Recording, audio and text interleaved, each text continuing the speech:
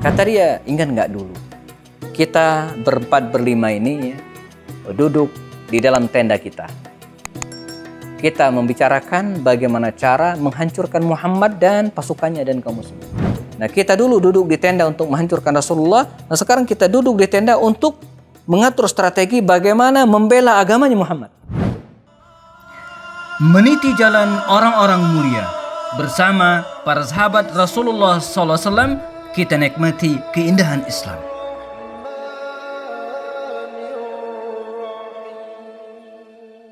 Assalamualaikum warahmatullahi wabarakatuh. Alhamdulillahilladzi qawluhu durrah la yumkinu an tushtara minal amwali bil kasrah. Wassalatu wassalamu ala rasulillah dzi khisalin atirah wa ala alihi wa ashabil bararah. Ikrimah bin Abu Jahal. Inilah tokoh yang akan kita bahas dalam serial orang-orang mulia di sekitar Rasulullah pada kesempatan kali ini. Abu Jahal, ini bapaknya. Ya. Jadi kalau kita bicara tentang sosok tokoh ini, Ikrimah ini ya, tentu saja kita tidak bisa lupa dengan ayahnya, yaitu Abu Jahal. Seorang yang digelari oleh Rasul dengan Fir'aun hadhil ummah. Luar biasa ya, Fir'aun umatnya ini, atau Fir'aun umat ini. Jadi kalau Nabi Musa itu punya Fir'aun gitu kan, maka Rasulullah Muhammad SAW juga punya Fir'aun. Dan Fir'aunnya Rasulullah ini ya, itu lebih berbahaya daripada Fir'aunnya Musa. Kalau kita analisa, Fir'aunnya Musa itu ya dialah yang mendidik Musa dari kecil, kemudian bahkan di akhir hayatnya dia sempat ingin bertaubat ya, walaupun sangat terlambat ya. Tapi Fir'aunnya Rasulullah, Abu Jahal ini tidak.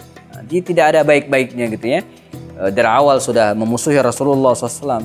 Kemudian dialah yang memprovokasi orang-orang untuk berangkat ke Medan Badar, walaupun pada akhirnya dia tewas pada perang tersebut. Nah, sebegitu jahat, begitu luar biasa, bahkan diabadikan sejarah tokoh Abu Jahal ini, tapi tetap menyisakan sisi positif dalam tanda kutip. Karena salah seorang putranya, Ikrimah, yang kemudian menjadi mujahid wa muhajir, ya, seorang yang berjihad, seorang mukmin yang hijrah. Demikian kata Rasulullah SAW. Nah, tentu saja kalau kita bicara masa lalu, ya, Ikrimah bin Abu Jahal ini, tentu saja dia punya masa lalu yang pekat, ya. Sebab dia bersama dengan ayahnya, mau tidak mau harus ngikuti ayahnya. Sebagaimana sahabat Nabi Safwan bin Umayyah pernah kita tuturkan, sebagaimana Khalid bin Walid, sebagaimana Amr bin As. Ini tokoh-tokoh muda yang secara personal mereka ini sangat terikat dengan orang tua mereka. Jadi nggak bisa berkutik banyak. Sama seperti Amr bin As. Dia nggak bisa berkutik banyak karena ayahnya. Demikian juga dengan Ikrimah ini. Jadi ayahnya orang yang sangat memusuhi Islam, maka mau tidak mau dia yang masih bergantung kepada ayahnya ikut-ikutan juga dengan ayahnya. Maka di masa era Makkiyah, ketika Nabi masih berdakwah di Makkah, walaupun tidak sekeras ayahnya, tapi dia berada dalam barisan ayahnya. Dan begitulah kondisinya. Ya. Makanya Rasulullah SAW mengingatkan kepada kita bahwa kullu mauludin yuladu 'alal fitrah gitu kan. Setiap bayi yang lahir itu fitrah. Fa abawahu yuhawidanihi aw yunassiranihi aw yumajjisanihi. Maka kedua orang tuanya yang menyebabkan dia beragama Majusi, beragama Yahudi, Nasrani ataupun beragama Majusi. Jadi peran orang tua sangat penting dalam hal ini.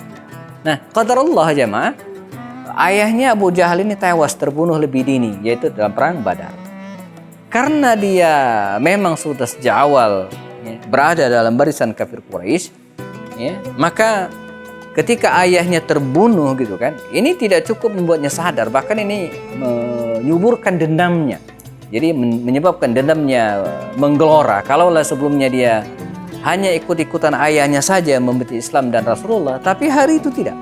Dia membenci Islam bukan karena dulu ayahnya benci Islam, bukan, tapi hari itu dia membenci Islam karena ayahnya, yaitu Abu Jahal ini tewas di tangan kaum muslimin. Ya, karenanya ketika Abu Sufyan bin Harb dan kawan-kawan ya, menggelar ya, atau mengumpulkan pasukan dan terkumpul sekitar 3.000 tentara untuk menyerang Madinah dalam perang Uhud, Ikrimah bin Abu Jahal ini termasuk salah satu panglima perang yang diandalkan bersama dengan panglima perang yang lainnya. Demikian juga dengan perang Khandaq.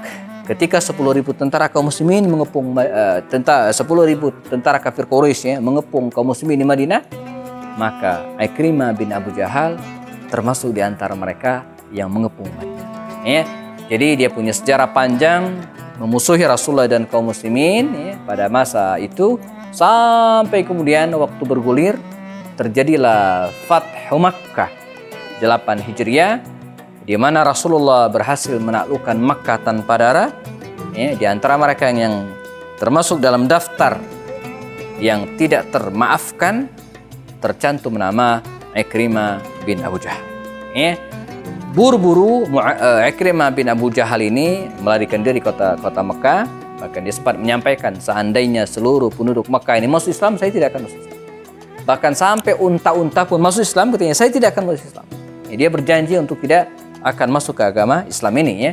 Dia kalau ungkapan sekarang ya, kebencian Ikrimah terhadap Islam itu sampai ke ubun-ubun gitu ya. Dan kita lihat hari ini memang ada orang yang demikian ya. Ya mungkin dia mengaku muslim tapi kebencian terhadap Islam. Jadi hal-hal yang berbau Islam itu berusaha untuk dihilangkan. Kita menemukan fakta hari ini ya. Nah, Ikrimah dia buru-buru meninggalkan Mekah, tujuannya ke Jeddah, pengen berlayar ke Yaman dan mungkin nanti akan menyeberang ke Afrika. Kalau kita lihat rutenya demikian. Namun luar biasa, ya, istrinya Ummu Hakim waktu itu ya, Ummu Hakim mendengar suaminya melarikan diri, ya, kabur dari Makkah, ya, takut dengan Rasulullah dan kaum muslimin ya, maka buru-buru Ummu Hakim ini mengejar suaminya. Dan alhamdulillah, ya, tersusul. Saat itu Ikrimah ini sedang naik kapal laut gitu kan. Sedang naik ke kapal laut, siap berlayar meninggalkan tanah Hijaz. Ya, dari Jeddah ya, dia naik kapal laut ya menuju ke arah selatan, menuju ke Yaman. Dan saat itulah kemudian istrinya menemukannya. Nah, apa yang kemudian terjadi? Ya, bagaimana kisah Ikrimah bin Abu Jahal ketika ditemui oleh istrinya? Apakah dia bersedia diajak oleh istrinya untuk kembali menemui Rasulullah SAW? Kita akan bahas setelah yang berikut ini. Konsumsi British Propolis, sehat insya Allah. Yuk bergabung di komunitas pengusaha perindu Rasulullah. Silakan klik link di deskripsi. Meniti jalan orang-orang mulia bersama para sahabat Rasulullah SAW, kita nikmati keindahan Islam. Ummu Hakim, istri Ikrimah bin Abu Jahal, berusaha untuk meyakinkan Ikrimah ini. Kata dia, wahai suamiku, saya sudah masuk Islam dan saya akan membawamu menghadap Muhammad.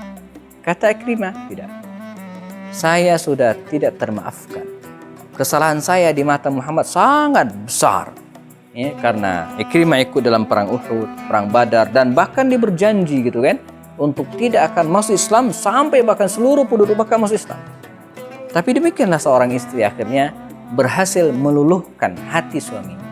Nah, di sini kita tidak bisa mengabaikan peran seorang istri jamaahullah, ya, karenanya dalam dunia rumah tangga ya, kita juga harus memberikan pendidikan yang baik kepada istri. Sebab banyak keputusan-keputusan besar, keputusan-keputusan penting ya, diwarnai oleh advice, oleh nasihat istri.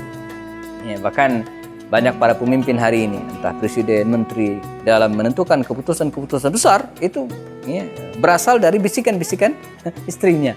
Jadi tergantung, makanya memberikan pendidikan yang baik terhadap istri ini penting. Berikan bacaan yang bagus, suruh mereka ikut seminar, ya, kondisikan mereka agar bisa mengakses informasi. Misalnya paling tidak kalau kita ngobrol itu nyambung dengan istri kita gitu ya. Jadi jangan sampai kita ngobrol apa dia kudet, ya, nggak dapat informasi. Nah ini masalah. Ya. Jadi kita berikan fasilitas agar mereka mendapatkan informasi yang bagus. Sebab bisa jadi ya, suatu saat di tengah kegalauan kita harus minta pendapat kepada orang yang paling dekat dengan kita, yaitu istri kita. Ummu Hakim berhasil meyakinkan suaminya Ikrimah dan mengajaknya menemui Rasulullah SAW. Rasulullah sang pemaaf. Tidak ada kesalahan sebesar apapun kecuali dimaafkan oleh Rasulullah. Walaupun pada awalnya Ikrimah ini sudah termasuk daftar hitam, list orang yang harus dieksekusi mati karena kesalahannya, Rasul maafkan. Ya, Dan Ikrimah pun berjanji setelah dia masuk Islam untuk menebus semua kesalahannya dengan kebaikan. Dan luar biasa, ketika Nabi meninggal dunia, waktu pun bergulir. Dalam era kepemimpinan Abu Bakar Siddiq, kaum muslimin harus dihadapkan pada perang-perang melawan orang-orang murtad. Ikrimah ikut, dan terakhir pada perang Yarmuk antara kaum muslimin yang dipimpin awalnya oleh Khalid bin Walid melawan pasukan Romawi yang jumlahnya 200.000 lebih. Ikrimah bin Abu Jahal ikut. Ada kisah menarik pada peristiwa ini jamaah. Ketika perang Yarmuk diambang mata, Ikrimah bin Abu Jahal dan kawan-kawan ini duduk di dalam sebuah tenda, menerawang, ingat dengan kejadian-kejadian masa lalu yang pernah mereka lewati. Kata Ikrimah, "Ya laha minad dunya." Dunia ini luar biasa, kata dia. Ingat tidak dulu? Nah, jadi waktu itu Ikrimah ini duduk bersamanya ada Abu Sufyan bin Harb, ada Khalid bin Walid, ada Amr bin As, ada Safwan bin Umayyah, ada juga siapa lagi ya? Ya, mereka berlima ya. Kata dia, ingat nggak dulu? Kita berlima ini duduk di dalam tenda kita. Kita membicarakan bagaimana cara menghancurkan Muhammad dan pasukannya dan kaum muslimin. Dulu ketika perang Ahzab. Nah, jadi mereka ini ada Khalid bin Walid, Amr bin As, Abu Sufyan bin Harb, Safwan bin Umayyah, bahkan Ikrimah juga, mereka berlima duduk bagaimana bisa menghancurkan Rasulullah dan kaum muslimin di Madinah Al-Munawwarah. Al-ana sekarang kita juga duduk bersama di sini dengan tokoh yang sama, dengan orang yang sama.